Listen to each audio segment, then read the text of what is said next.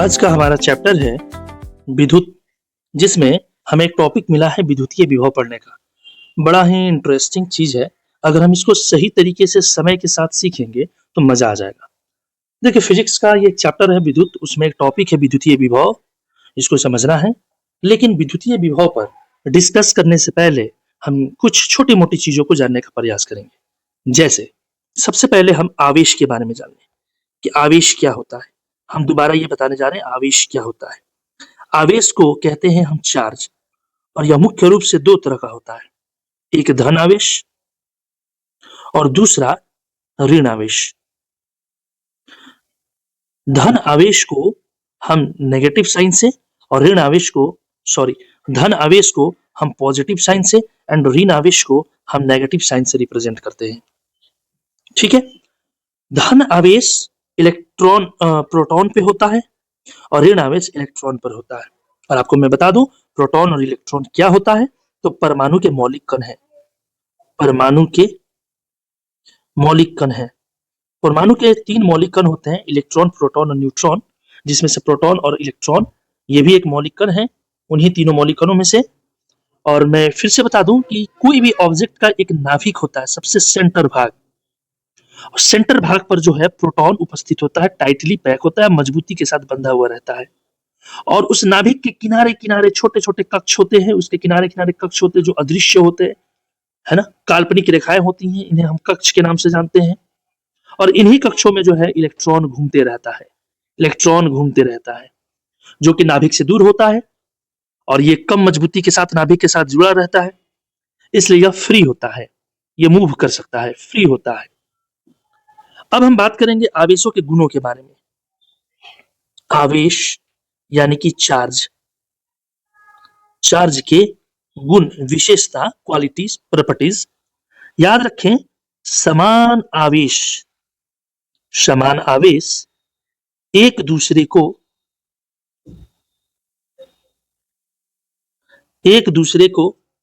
विकर्षित करते हैं। विकर्षित माने रिपेल करते हैं, धक्का देते हैं, दूर भगाते हैं, विकर्षित करते हैं। तथा दूसरी चीज, नंबर 1 इसको देता हूं, नंबर 2 रोमन संख्या में। दूसरी चीज, असमान आवेश एक दूसरे को नेचुरली आकर्षित करते हैं। आकर्षित यानी अट्रैक्ट, आकर्षित करते हैं, आकर्षित करते हैं। मैं एक चित्र के माध्यम से आपको समझा रहा हूं। मान लीजिए कि यहां पर जो एक आवेश है वो नेगेटिव है, ठीक इसके सामने यहां पर जो आवेश है वो भी जो है नेगेटिव है, और आप देख पा रहे हैं कि दोनों ही आवेश समान रूप के हैं। ये भी नेगेटिव है और ये भी नेगेटिव है, दोनों नेगेटिव।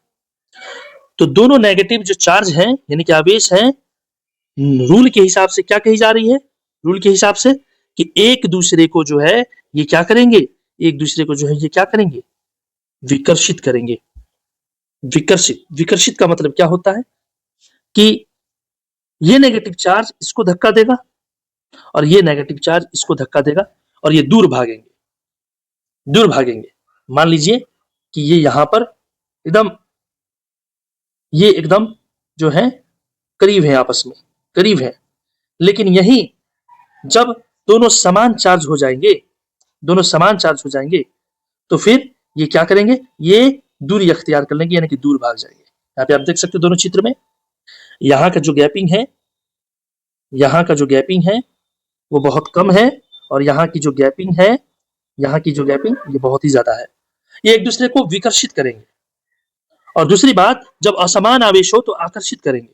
असमान आवेश का मतलब है, मैं आपको बता दूं दूसरे चित्र के माध्यम से, असमान आवेश का मतलब क्या होता है। देखिए,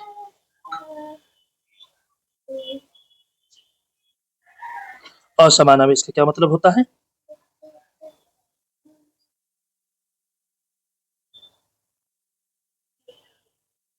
जैसे यहां पर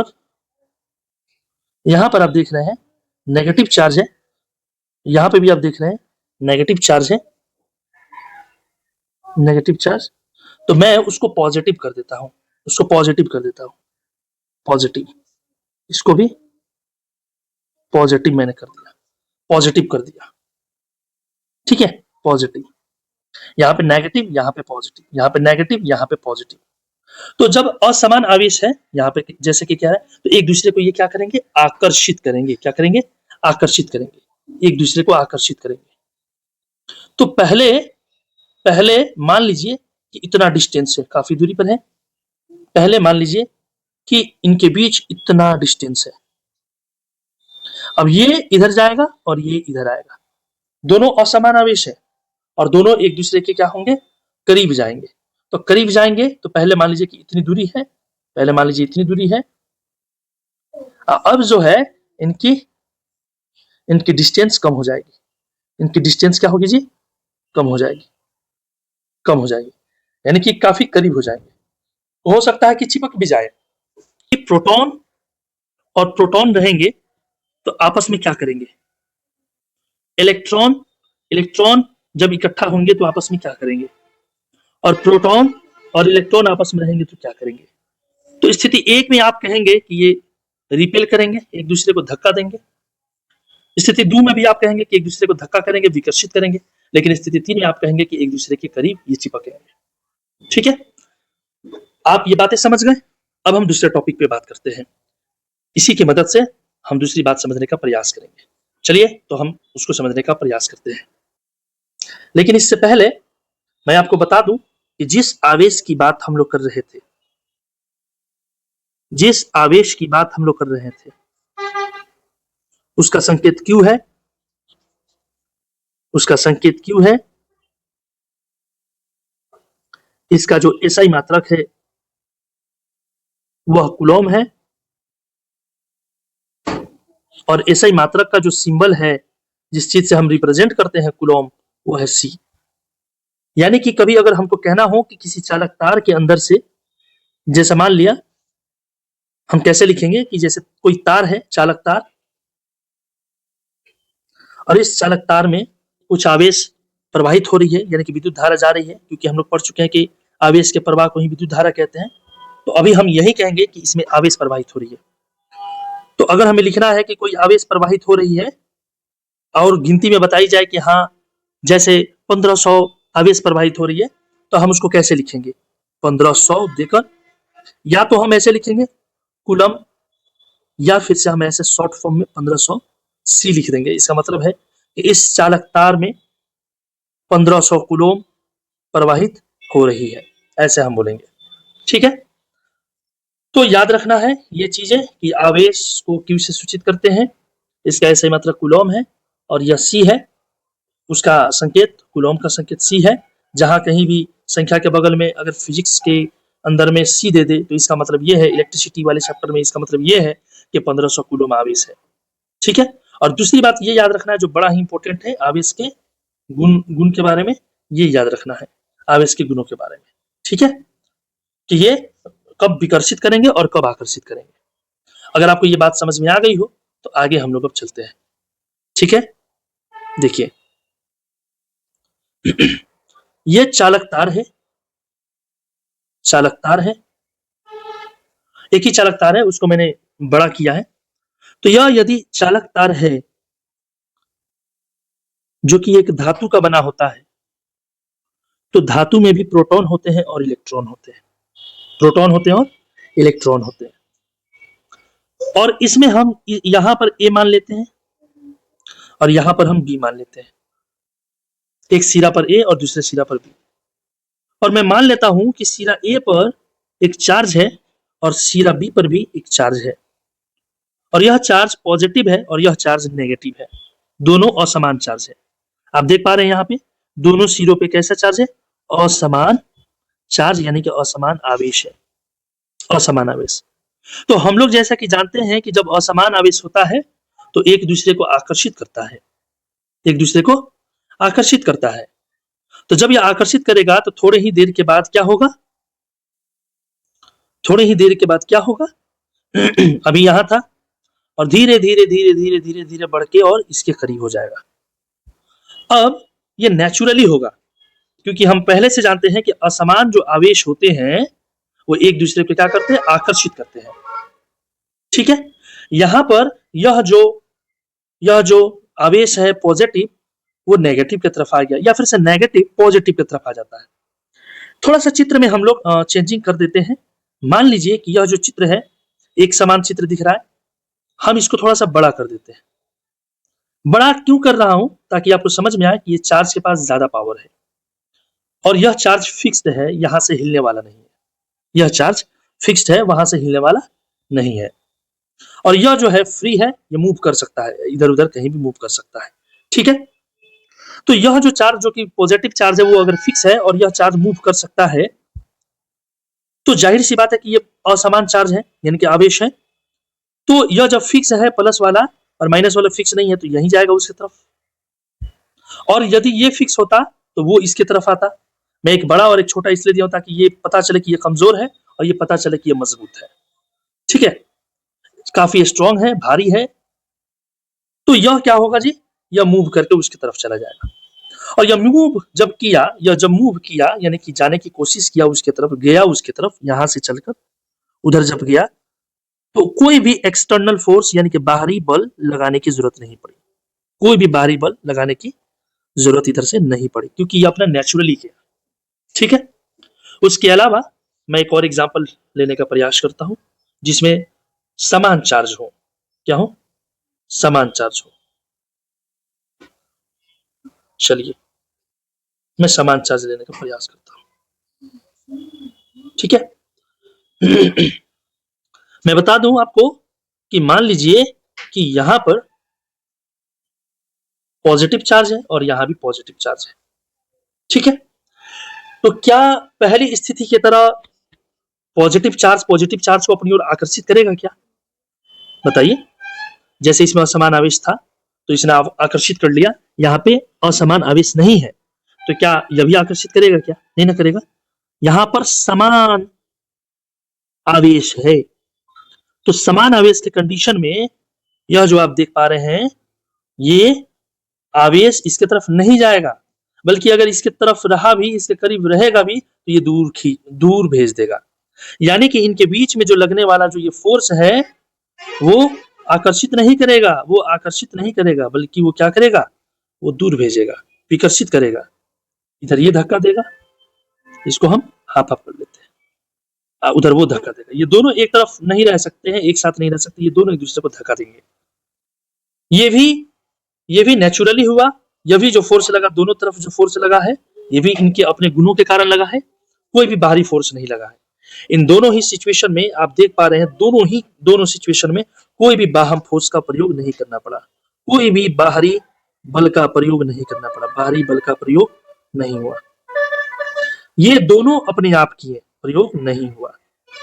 ये दोनों अपना नेचुरली ये प्रक्रियाएं की है। असमान आवेश एक दूसरे को आकर्षित की हैं तो नेचुरली कोई भी बाहरी फोर्स की जरूरत नहीं पड़ा, और समान आवेश एक दूसरे को प्रतिकर्षित किए हैं तो भी वो नेचुरली, इसमें कोई भी एक्सटर्नल फोर्स नहीं लगा। यहाँ पे क्या हो रहा है, आकर्षण, और यहाँ पे क्या हो रहा है, विकर्षण। उम्मीद है कि आप बात समझ गए होंगे, क्योंकि यह बात कोई नया नहीं है। ऊपर भी मैंने समझाया है कि समान आवेश एक दूसरे को विकर्षित और असमान आवेश एक दूसरे को आकर्षित करते, ऊपर भी मैंने बताया है, और वही चीज मैंने नीचे भी बता दिया। ठीक है, लेकिन मैं ये कह रहा हूं कि यदि मान लीजिए कि असमान आवेश ही हो, यहां पर असमान आवेश, तब तो कोई मसला नहीं है, आकर्षण कर लेगा, आकर्षित कर लेगा। लेकिन जब समान आवेश हो और वो विकर्षण कर रहा हो और हमको आकर्षण कराना हो, तो क्या करेंगे? चलिए देखते हैं, फिर से हम पेस्ट करने की कोशिश करेंगे। यही चीज को डबल लाने का प्रयास हमने किया। ठीक है, और नीचे हम ले चलेंगे यहां पर। चलिए समझने का प्रयास करते हैं। ये हमारे पास आ गया, ये पॉजिटिव है, ये भी पॉजिटिव है, लेकिन ये क्या करेगा जी, ये तो सीधा सीधा दूर भगाएगा। क्या करेगा, सीधे सीधे इसको यहां से दूर भगा देगा, क्योंकि समान आवेश है इसलिए दूर भगा दिया। तो अब हमें इसको किसी भी सूरत में इसको करीब करना है इन दोनों को। तो यह जो बल लगा रहा है, फोर्स इधर लगा रहा है, दूर भगाने के लिए जो फोर्स लगा रहा है, ठीक है, तो इस फोर्स को खत्म करने के लिए, यानी कि इस ऑब्जेक्ट को उधर भेजने के लिए हमें एक्स्ट्रा फोर्स की जरूरत पड़ेगा, एक्स्ट्रा फोर्स की जरूरत पड़ेगा ताकि ये विपरीत लग रहे बल को न्यूट्रल कर सके, उदासीन कर सके। ठीक है, रिजल्टेंट फोर्स जीरो के अलावा भी लाना होगा। अगर जीरो रिजल्टेंट फोर्स रहा तो यह ऑब्जेक्ट यहीं पर और यह ऑब्जेक्ट यहीं पे रहेगा बैलेंस फोर्स में, लेकिन जब ये ज्यादा बल लगाएगा तभी जाके यह ऑब्जेक्ट जो है आगे की ओर बढ़ पाएगा।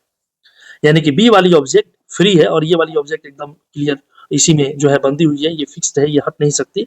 तो इस वाले ऑब्जेक्ट को जब हमें उधर ले जाना है, इस चार्ज को, धन आयन को, धनावेशित चार्ज को, तो धनावेशित चार्ज को धनावेशित चार्ज की तरफ जब ले जाना है तो ये तो विकर्षित करेगा नेचुरली, तो उसको करीब करने के लिए हमें क्या करना पड़ेगा जी, हमें क्या करना पड़ेगा, एक अलग से बल लगाना पड़ेगा, यानी कि एक एनर्जी की जरूरत पड़ेगी। मैं एक उदाहरण के द्वारा समझा रहा हूं, जैसे कि हमारी पृथ्वी होती है, पृथ्वी होती है, राइट, और पृथ्वी किसी चीज को खींच रही होती है अपनी ओर, और जब हम किसी बॉल को पकड़ के जो है ऊपर की ओर खींच रहे होते हैं, जब हम किसी बॉल को पकड़ के ऊपर खींच रहे होते हैं तो धीरे धीरे जब जब ऊपर ले जाते हैं तो इसका जो है पोटेंशियल जो डिफरेंस बढ़ता जाता है, तो पोटेंशियल एनर्जी भी बढ़ते जाता है, और जब आखिरकार ले जाके जब छोड़ देते हैं तो यही गेंद आके जमीन पे धड़ाम से गिर जाता है।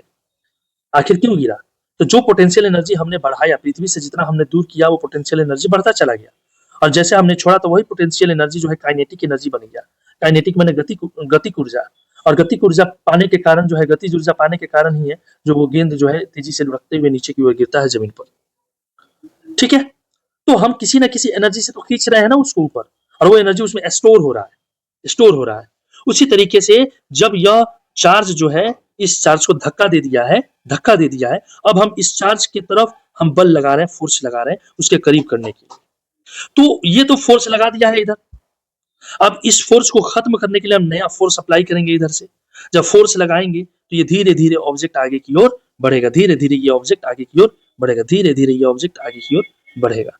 तो जब हम बढ़ा देंगे तो ये बढ़ाने के लिए हमने क्या किया, कुछ ना कुछ एनर्जी तो लगा हमारा, यानी कि हमने काम किया, हमने क्या किया, कार्य किया।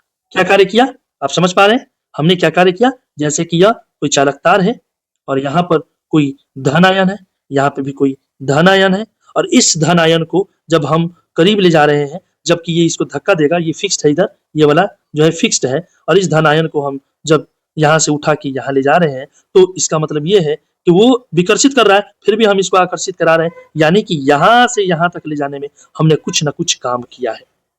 फोर्स हमने लगाया इधर से और फोर्स लगा के उधर भेजा, तो हमने क्या किया, कार्य किया, कार्य किया। ठीक है, तो याद रहे जब समान चार्ज को समान चार्ज की तरफ ले जाने का प्रयास करेंगे तो ऐसे नहीं जाता है, ऐसे नहीं जाता है, उस पर फोर्स अप्लाई करना पड़ता है, यानी कि हमें कुछ काम करना होता है। ठीक है, कुछ काम करना होता है। क्यों काम करना होता है, क्योंकि उसे फोर्स की जरूरत है इस बिंदु से इस बिंदु तक ले जाने में, क्योंकि वहां पे समान आवेश चार्ज हैं जो उसको विकर्षित कर रहे हैं, इसलिए उसे आने नहीं दे रहे, और हमें इस ऑब्जेक्ट को उसके करीब ले जाना है। ठीक है, ये आप समझ गए कि हमें समान आवेश को समान आवेश की तरफ ले जाने के लिए एक बिंदु से दूसरे बिंदु तक हमें कुछ ना कुछ कार्य करना पड़ेगा, यानी कि डब्ल्यू करना पड़ेगा। ठीक है, अब आगे का हम कुछ और भी उदाहरण लेते हैं और समझने का प्रयास करते हैं। हम अपने टॉपिक के करीब चल रहे हैं। जैसे यह तार है, चालक तार, हम यहाँ पे बिंदु ए दे देते हैं, हम यहाँ पे बिंदु बी दे देते हैं, हम यहाँ पे बिंदु सी दे देते हैं, और जरूरत पड़ने के अनुसार और भी बिंदु हम इसमें देंगे। चलिए, यहाँ पर एक कोई आवेश है जो मान लीजिए कि धन आवेश है, और यहाँ पर कोई आवेश है वो भी मान लीजिए कि धन आवेश है। ये आवेश है, ये आवेश फिक्स्ड है। ठीक है, और हमें इस चार्ज को हम नाम दे देते हैं जैसे Q1, और इस चार्ज को हम नाम दे देते हैं Q2, क्योंकि हम पहले भी बता चुके हैं कि आवेश का जो सिंबल होता है, आवेश का जो संकेत होता है वो Q होता है। हम यहाँ पे Q1 Q2 दे दिए हैं क्योंकि दो दो चार्ज है, एक को Q1 और दूसरे को Q2 मान लेंगे। अब यह Q1 जो है वहां से चलकर B तक इसको आना है, और चूंकि Q2 जो है वो भी समान चार्ज है, तो समान चार्ज तो आने देगा नहीं। अब किसी एक्सटर्नल फोर्स देकर हम इसको आगे की ओर धकेलते हैं, तो यह बिंदु ए से लेकर बिंदु बी तक जाता है, तो कुछ ना कुछ क्या करेगा जी, कार्य करेगा, कुछ ना कुछ कार्य करेगा। तो अब हम यह देखते हैं एक अपनी मर्जी से एक उदाहरण लेकर कि कितना आवेश और कितना कार्य। मान लिया कि बिंदु ए पर जो आवेश है, बिंदु ए पर जो आवेश है वो मैंने मान लिया कि 15 कूलॉम आवेश है। ठीक है, अब इस 15 कूलॉम आवेश जो है ये धन आयन है, ये पॉजिटिव आवेश है ना, धन आवेश है ये, तो +15 हो सकता है यहाँ पर, लेकिन फिर भी हम मान लेते हैं मात्र यहाँ पे 15। अब 15 कूलम आवेश जो है ए बिंदु से बी तक लाया गया। अब समान आवेश इसमें भी तो है, चालक तार में समान आवेश भी तो होता है, इलेक्ट्रॉन भी होता है, प्रोटॉन भी होता है चालक में। तो जो इलेक्ट्रॉन है वो तो मान लिया कि ये धन आवेश है, प्रोटॉन है तो प्रोटॉन तो इलेक्ट्रॉन तो खींचेगा, मगर प्रोटॉन भी है इसमें शामिल तो प्रोटॉन को धक्का देगा, इसलिए मैंने लिखा धनावेश धनावेश। तो धनावेश धनावेश को विकर्षित करेगा, इसलिए हमने एक्स्ट्रा फोर्स लगाया ताकि वो जाए। तो मैंने मान लिया कि ए बिंदु पर जो भी Q1 है, Q1 का मान है 15 कूलम चार्ज।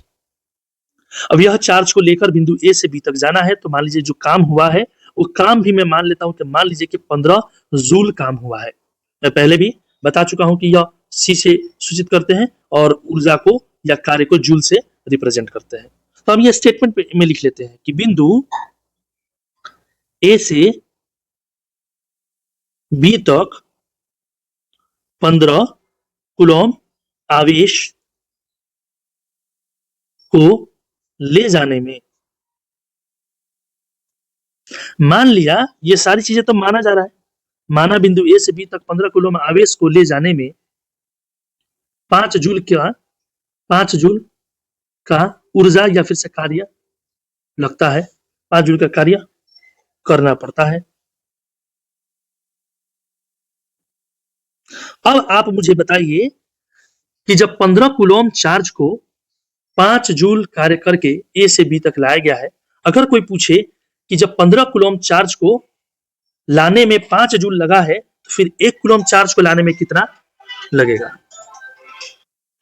अब आपसे पूछा जाए कि एक आवेश को ले जाने में कितना कार्य करना पड़ा, एक आवेश को ले जाने में कितना कार्य करना पड़ा। तो जब 15 आवेश को ले जाने में किया गया कार्य 5 जूल है, ठीक है, तो 1 कूलम आवेश को ले जाने में किया गया काम कितना होगा, एक आवेश को ले जाने में कार्य कितना लगेगा। तो हम 5 जूल में 15 कूलम आवेश से भाग करेंगे, तो यह आ जाएगा 1 कूलम आवेश को ले जाने में कार्य जो होगा वो 1/3 जूल प्रति कूलम लगेगा। ठीक है, जूल प्रति कूलम याद रहेगा।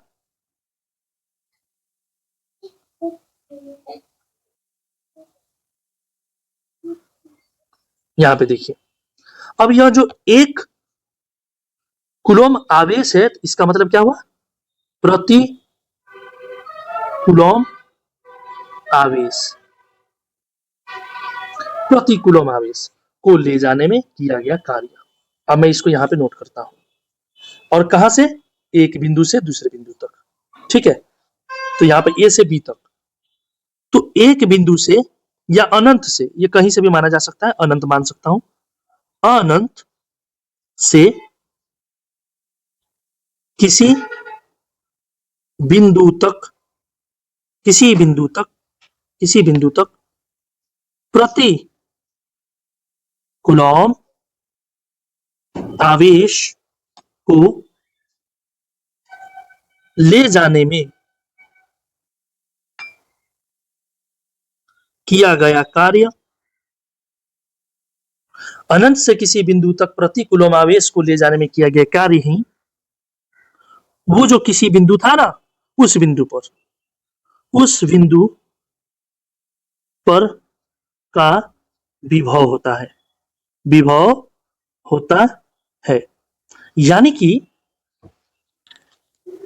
ए से बी तक आवेश को लाया गया, ठीक है, ए से बी तक आवेश को लाया गया, ए है, यहां बी है। अब ए से बी तक आवेश को लाया गया 15 कूलम, और उसके लिए जो ऊर्जा खर्च हुआ, कार्य लगा, वो 5 जूल लगा। और जब हमने प्रति कूलम आवेश की बात किया, तो ए से बी तक प्रति कूलम आवेश मतलब 1 कूलम को लाने में जो कार्य किया गया, कार्य जो किया गया वो कार्य किया गया है कितना, 1/3 जूल प्रति कूलम, 1/3 जूल प्रति कूलम। तो यह जो कार्य है, यही इस बिंदु का विभव होता है। क्या होता है, विभव। यानी कि बिंदु बी पर का विभव ऐसे लिखा जाएगा, बिंदु बी का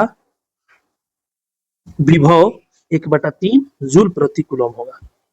लेकिन 1/3 जूल प्रति कूलम लिखना पूरी तरह से सही नहीं है, क्योंकि इस विभव को हम अब विभव के बारे में जानेंगे। हम विभव तो हमने जान लिया कि जब प्रति कूलम आवेश अनंत से किसी बिंदु तक आने में जितना कार्य लगता है, प्रति कूलम आवेश को लाने में जितना कार्य लगता है उस बिंदु पर का वो विभव कहलाता है। तो विभव को हम लोग V से सूचित करते हैं, इसका संकेत V है और इसका जो SI मात्रक है वो है वोल्ट, और वोल्ट को वोल्ट न लिखकर हम लोग सीधे V भी लिख सकते हैं।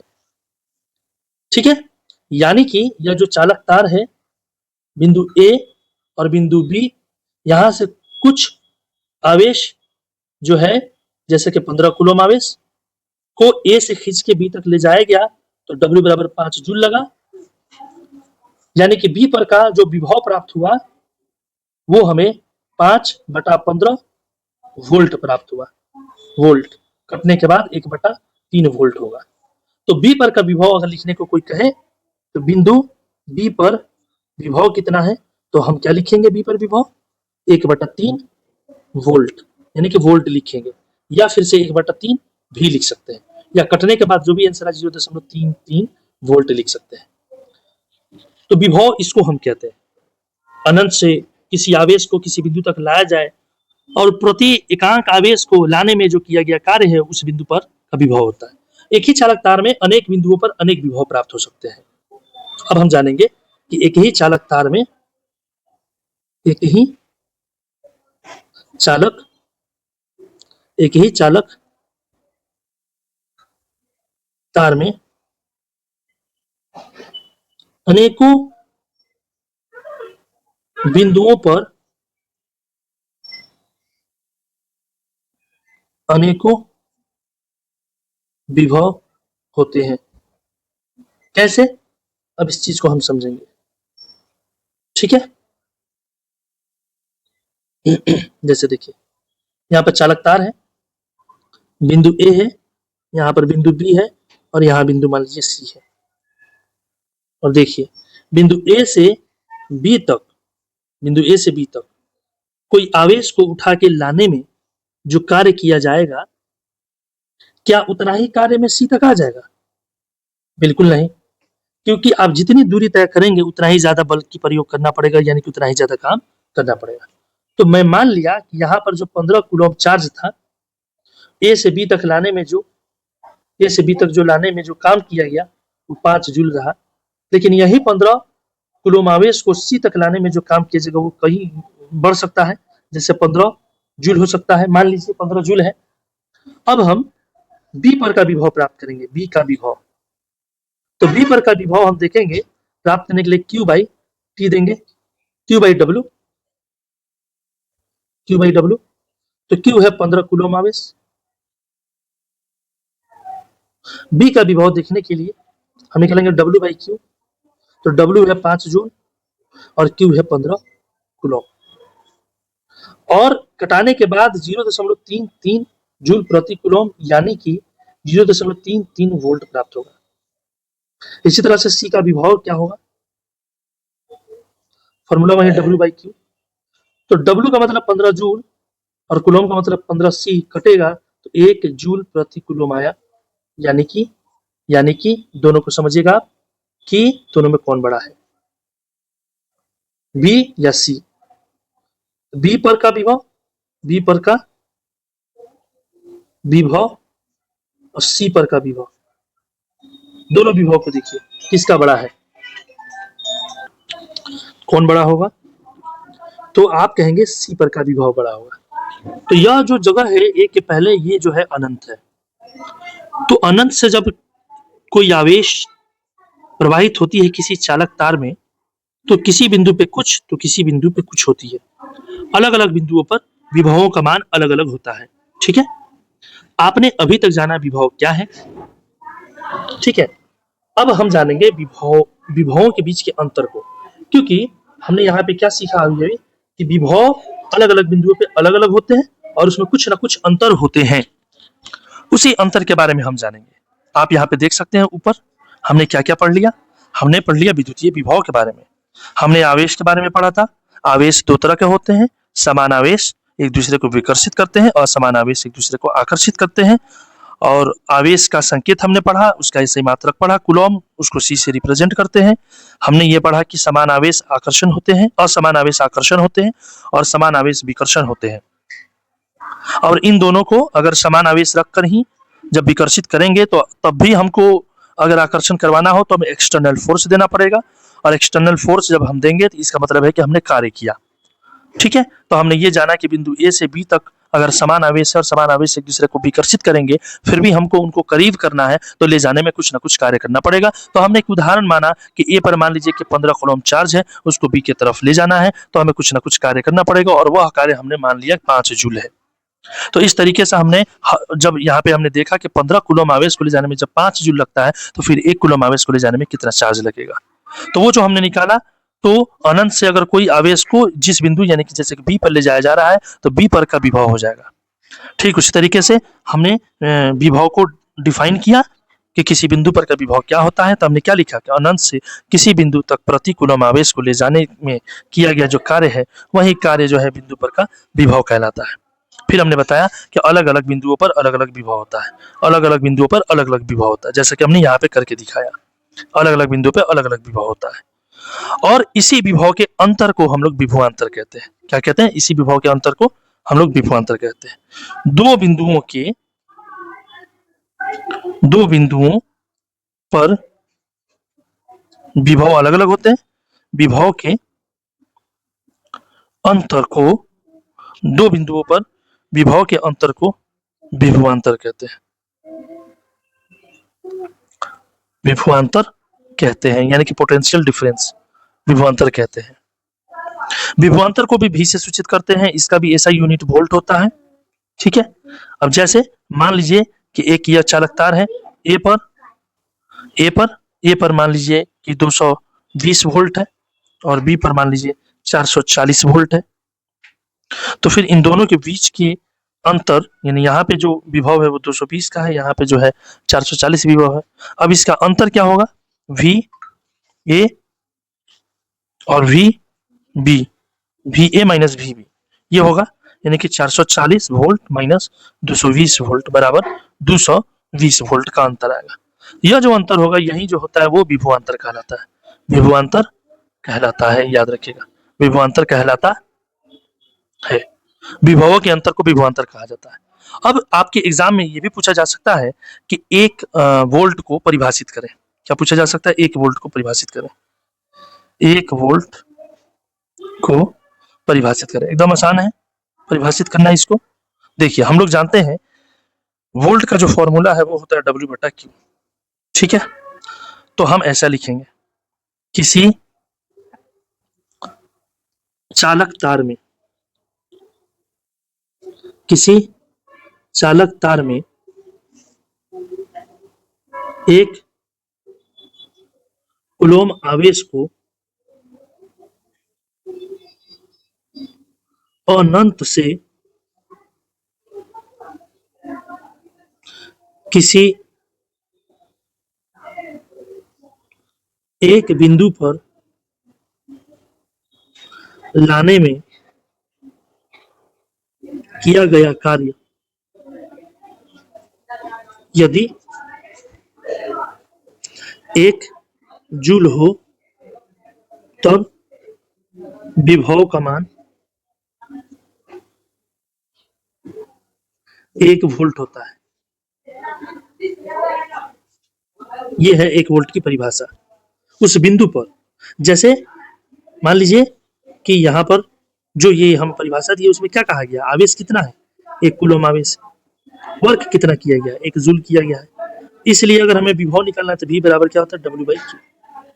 तो W का मतलब हो गया 1 जूल और Q का मतलब 1 कूलम्ब। कटेगा तो क्या आएगा? 1 जूल प्रति कूलम्ब, यानी कि 1 वोल्ट। इस तरह से 1 वोल्ट की परिभाषा पूरी होती है। अब हम जानेंगे कि अलग अलग जगहों पर विभव का मान, जैसे धरती का अनंत पर का विभव क्या होता है। ठीक है,